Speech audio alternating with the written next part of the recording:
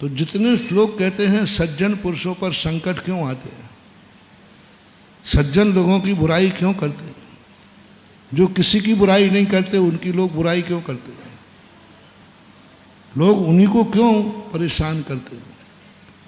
ये सज्जन मैंने जो खोजा है, मैंने जो नीतियाँ पढ़ी हैं, मैंने प्रकृति माँ को समझा है कि हे प्रकृति माँ, तेरे राज्य में सज्जन को गालियाँ मिल रही, तू जिंदा है, तेरे बेटे को लोग गालियाँ दे रहे हैं, तेरे बेटे की लोग बुराई कर रहे हैं, तेरा बेटा किस्मत का मारा है, किस्मत परेशान कर रही है, किस्मत परेशान कर रही है, अशुभ कर्म का उदय है, बीमार है, XYZ, ग्रस्त है, गरीब है, ग्रस्त है, परेशान है, व्यापार नहीं चल रहा है। माँ ये धर्मात्मा बेटा है। मैंने आप लोगों की तरफ से बहुत याचनाएं की हैं भगवान से, प्रकृति से बहुत ध्यान करता था। मैंने कही हे धर्म, हे प्रकृति माँ, ये व्यक्ति बहुत धर्मात्मा है, बहुत ही धर्मात्मा है, लेकिन बहुत बेचारा परेशान है, बहुत परेशान है, न इसका व्यापार चल रहा है, बहुत परेशान है, बीमार भी है, बहुत परेशान है, इसको आजू बाजू के लोग बहुत परेशान करते, पड़ोसी से परेशान है, गुंडों से परेशान है। माँ ये धर्मात्मा है, आपका बेटा है, आपका बेटा है, भगवान आपका भगत है। देखो ये साधु है, ध्यान में बैठे हैं, फिर भी दुष्ट लोग देखो सांप डाल रहे हैं। माँ साधु भी आपका बेटा है। हे किस्मत, मैं साधु हूं,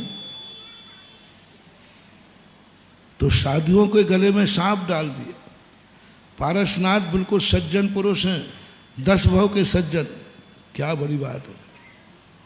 पारसनाथ कितने भवों से धर्मात्मा थे? 10 भव के धर्मात्मा हैं, और फिर भी जब तीर्थंकर बन गए, अब तो और महान हैं, फिर भी उनको गालियां पड़ रही हैं, फिर भी उनके 12 मन की शिला पटक रहे हैं, फिर भी जाकर के वो बड़े बड़े बिजौलिया में देखो पत्थर पड़े। उनकी माँ ये ठीक नहीं है, आपके रहते हुए आपके बेटे की ये दुर्दशा। लगता है कि आप बेटे से नाराज हैं, लगता है बेटे से कोई गलती हो गई है, और या आपका ध्यान नहीं है। माँ ने जो जवाब दिया जिनवाणी के थ्रू, जिनवाणी के पन्नों पर जो लिखा मिला, बोले तू मुझे क्या मानता है कि मैं इन सज्जनों की, धर्मात्माओं की दया नहीं करती? मेरे ज्ञान में है, मैं माँ हूँ, मैं माँ हूँ। माँ कभी बेटे को दुखी नहीं देख सकती। मैं माँ हूँ, तेरी उपेक्षा नहीं कर सकती। तो फिर ऐसा क्यों? तू मुझे उल्हाना दे रहा है कि तुम्हारा ध्यान नहीं है, तू नहीं समझ पा रहा है, हमारी ये व्यवस्था है। क्योंकि हमारे 2 बच्चे हैं, एक साधु है, एक डाकू है, एक सज्जन है और एक दुर्जन है, एक विभीषण है, एक रावण है कि नहीं? बोलो, दुर्जन भी आखिर है तो माँ का बेटा है, तो वो भारतीय।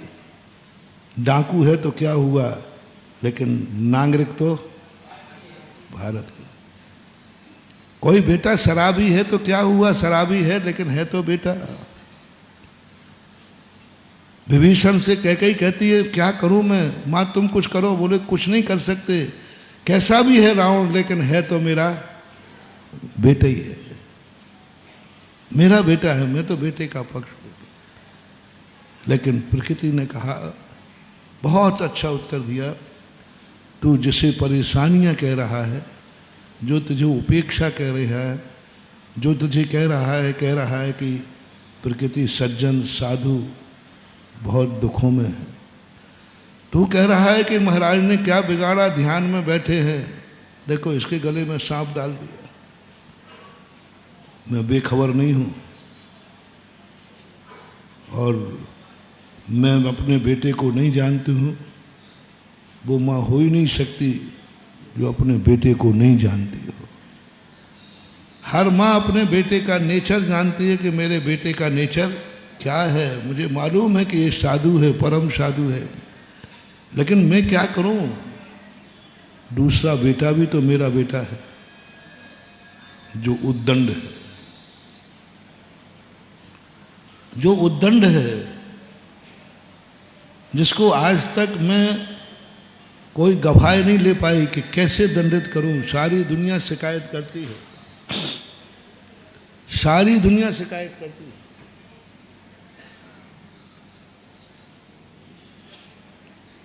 कितनी शिकायत करो, जब तक गवाह मौजूद नहीं है कुछ नहीं कर पाओगे।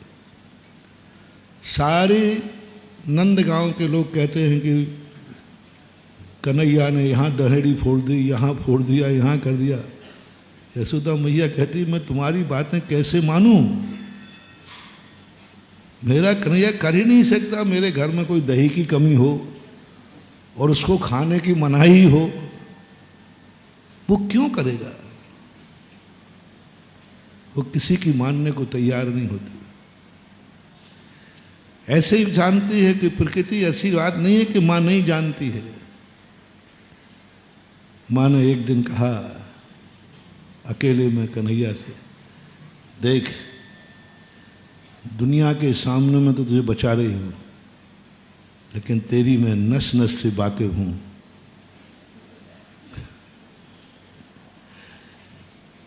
तू जरूर नटखट है, तुझे दही मही से कोई मतलब नहीं है, तुझे तो नटखटी से मतलब है।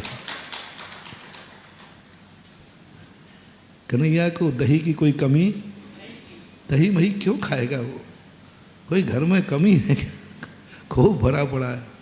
लेकिन कई लोगों की नटखटी, उसको दूसरों को छेड़ने में ही आनंद आता है। और माँ ने कह दिया, तो कन्हैया ने कहा माँ जब आपको पता ही है तो फिर क्यों रोक रहे? बोले नहीं, ऐसे ही प्रकृति को मालूम है कि मेरा बेटा एक साधु है, एक डाकू है, तो मैं उस डाकू को कैसे सुधारूं? मैं कैसे उसको दंडित करूं? तो मैंने ही ये व्यवस्था बनाई है कि एक बेटा साधु है, उसके गले में सांप डाल दो तो भी गुस्सा नहीं आएगा।